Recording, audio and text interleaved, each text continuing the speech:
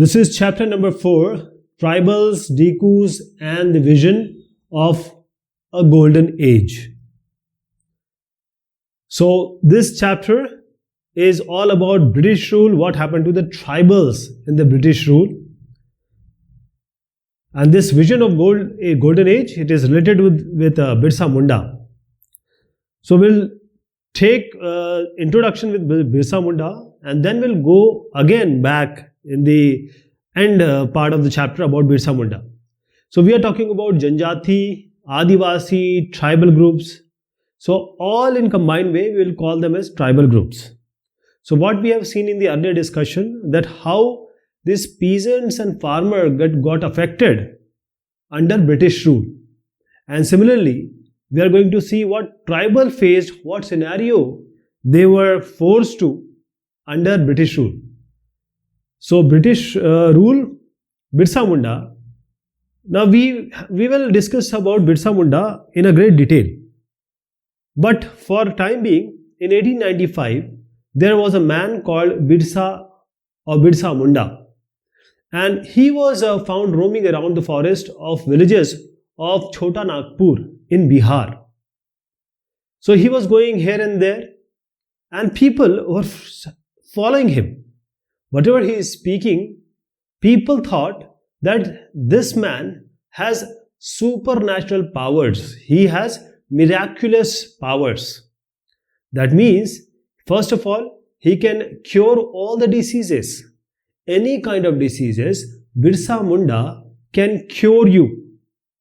Along with this, he has the power to multiply the grains. For example, one container, he can make it as 5 containers. And after all these, Birsa Munda himself, he himself declared that the God, the Almighty, has appointed me to save the people from the trouble. The trouble, that means the problems not only with British rules, but others, outsiders. Free all these Adivasis or tribal groups from these misery and slavery from Dikus. So Dikus are specially this word used for the outsiders. Those who are the reason of the plight and distress of the tribal groups, he called them as Dikus, outsiders. It may be traders, it may be moneylenders, it may be contractors or Europeans, especially the Britishers. All these are outsiders, Dikus.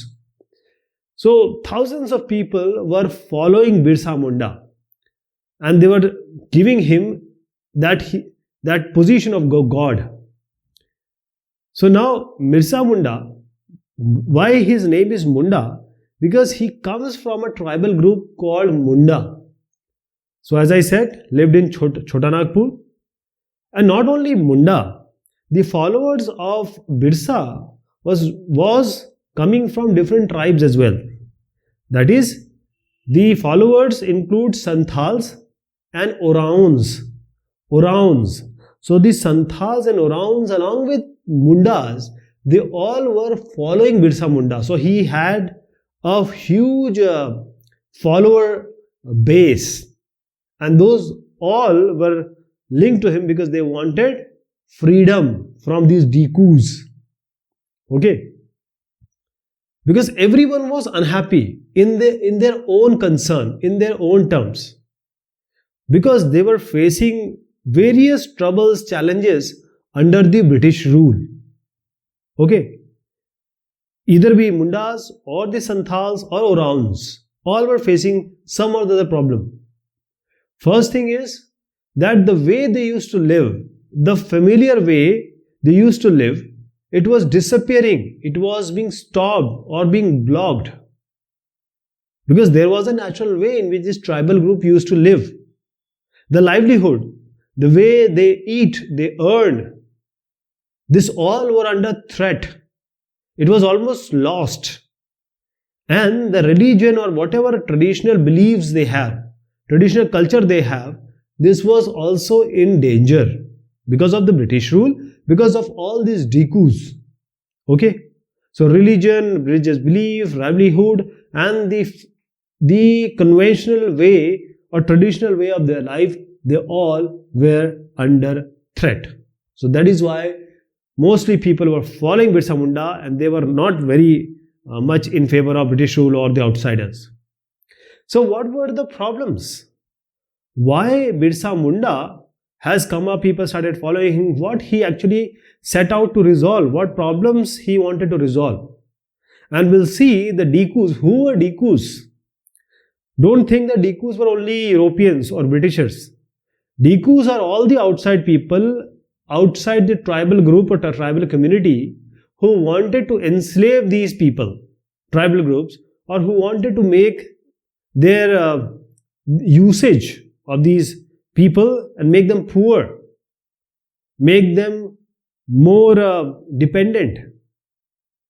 So what was the lives or life situation under British rule? This we'll see. And how the life changed. So I'll show you a picture. These are the picture of Dongariya Kandha tribe. These are the women of Dongariya Kandha tribe in Odisha.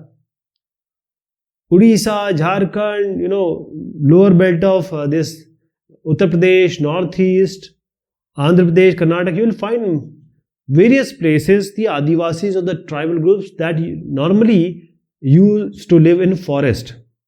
So as I was saying, how the lives change. And the tribal society, if I take you to the tribal society, now listen to me, that the tribal society, tribal groups, because we are living in urban areas, we are living in some different place. At that time also people used to live in the cities, etc.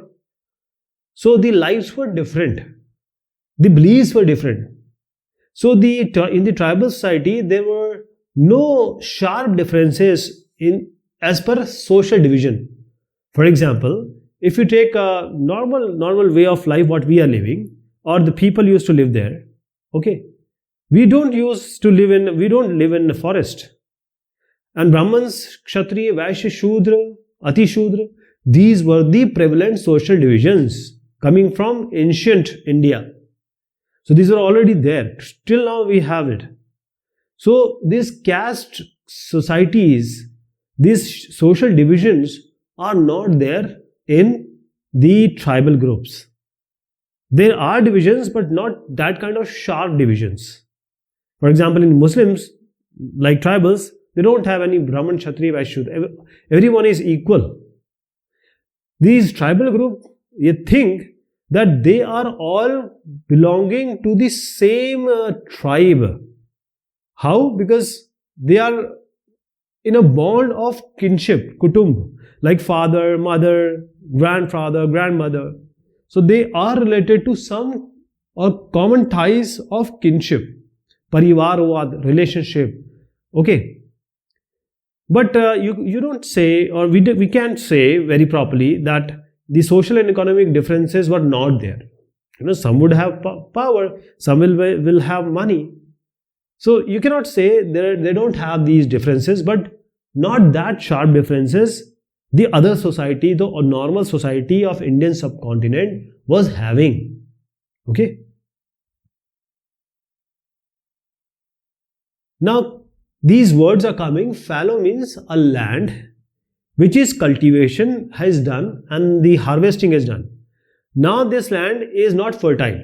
So it is left for some time to regain the fertility. And this is called a fallow land. Parti zameen. So it is left for fertility. Sal and mahua.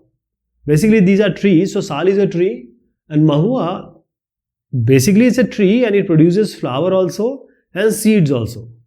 So the flower are being eaten and this mahua seeds and other flowers are used to make alcohol. This is the picture of Dongariya Kandha women and they have these different leaves, okay, pandanus leaves on their head. If you go to Chhattisgarh, you will see all the tribals having tendu patta leaves, tendu leaves used for various purposes.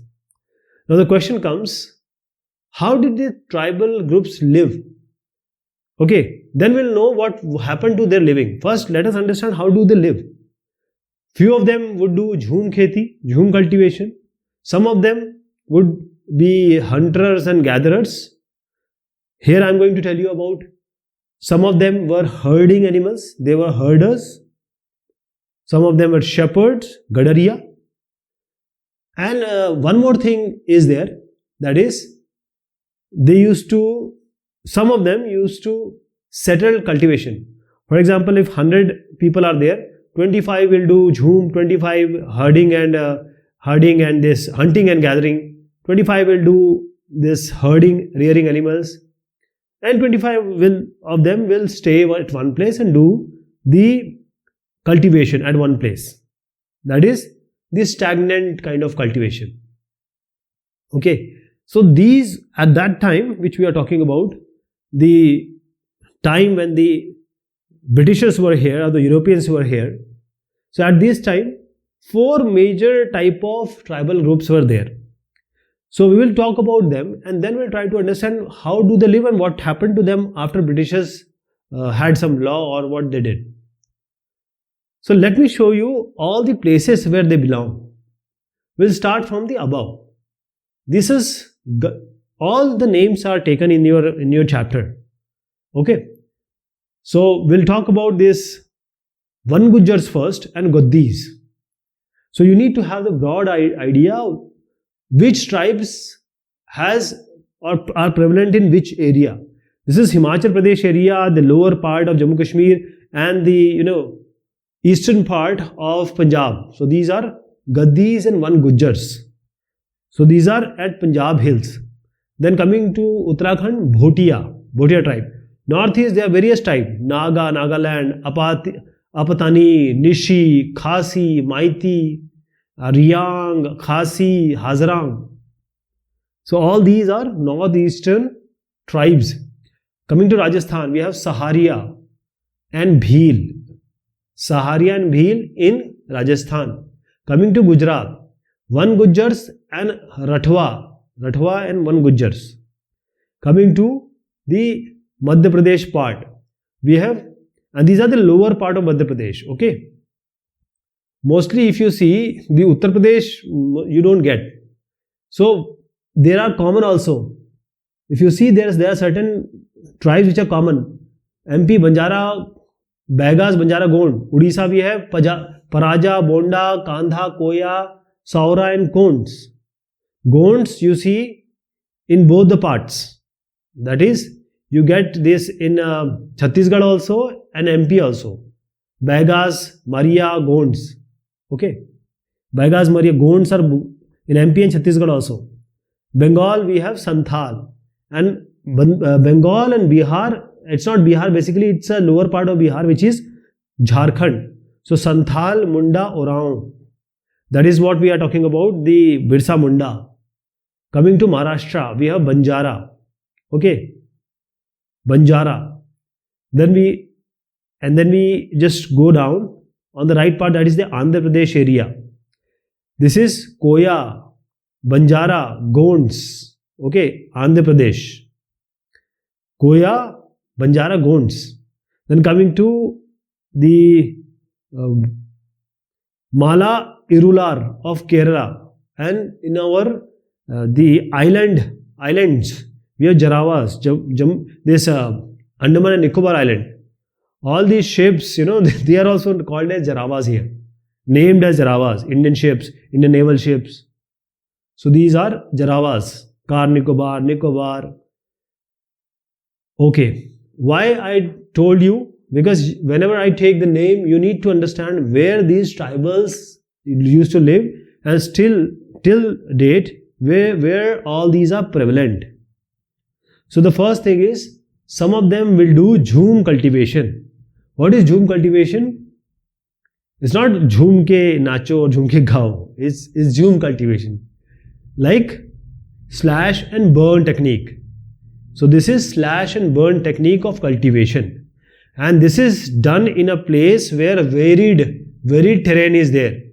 And this slash and burn is also called Bewad, where This is called Bewad, is the same Jhum Kheti, but it is called as Bewad in Madhya Pradesh. Madhya Pradesh, Bewad is same as Jhum Kheti, Jhum cultivation. So basically in the hilly area, very terrain, where the water is scarce and the soil is dry, this Jhum cultivation is done. Okay, Jhum, slash and burn, Bewad, they all are same. So let me tell you what happens. So this is a forest. Okay. Now one thing is important, because the problem, what the problem came. So you need to understand what they had and what they wouldn't have when the Britishers will have their these forest laws. So one land they will take from the forest, these are tribal groups, and what they will do, the small part of a jungle, and they will cut the trees which are blocking the sunshine. So very big trees they would cut. The tree tops basically, that allows the sunlight to reach the ground, the cultivators would cut. And the vegetation here, they will burn it. They will burn it, all the vegetation. So finally, the vegetation will convert to ash, rock. Now, if I talk about NPK, nitrogen, potassium and phosphorus. This NPK is very important for the land, fertile land. This is what our fertilizers do. So the rock or the ash, this gives a lot of potash. Okay, so it's kind of a way to make the land fertile, because they have already burned, and this ash is used to increase the fertility.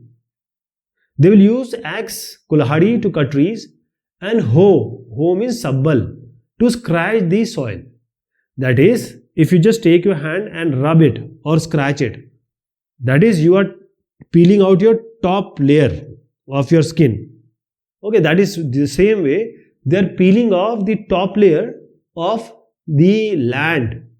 Okay, just for this ash to mix.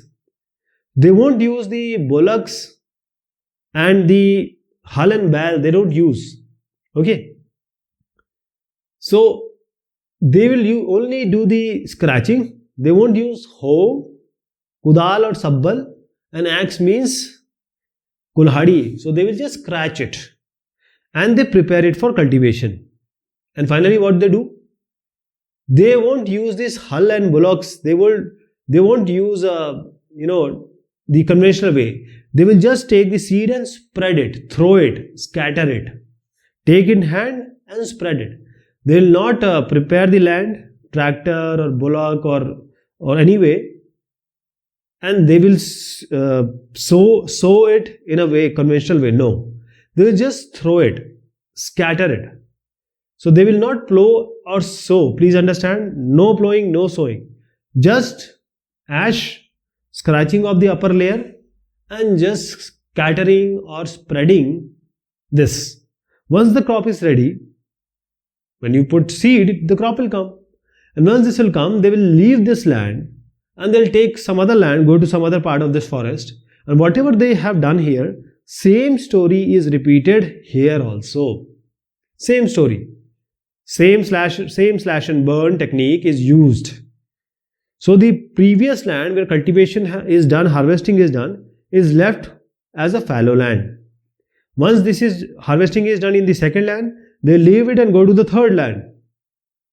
So they will leave all these lands as fallow land, because the fertility will come in due course of time. So this fallow land is Parti Zameen. They will leave it. So what we found is this shifting cultivation is done mainly in hilly and forest land of northeastern part or states and central India. Okay. And as I said, the central India, northeast part, Madhya Pradesh we are talking about, and the northeastern state, these are done because the water is scarce and the hilly terrain is there. So basic thing is that tribals can take the forest, they can go, they will do Jhum Kheti, Jhum cultivation. So now the Jhum Kheti can only be done when they are free to allow in the market, in the forest. But this was taught by the Britishers. Okay. Now the next one comes is about hunters and gatherers. The second type of tribals who are doing hunting and gathering. Okay. So we'll talk about all the herders and the people who used to stay at one place and do the cultivation. Okay. We'll talk about Khonds, we'll talk about hunters and gatherers. Slash and burn picture is here. So this we will discuss in the next discussion. Okay. Till then, thank you so much. Take care of yourself.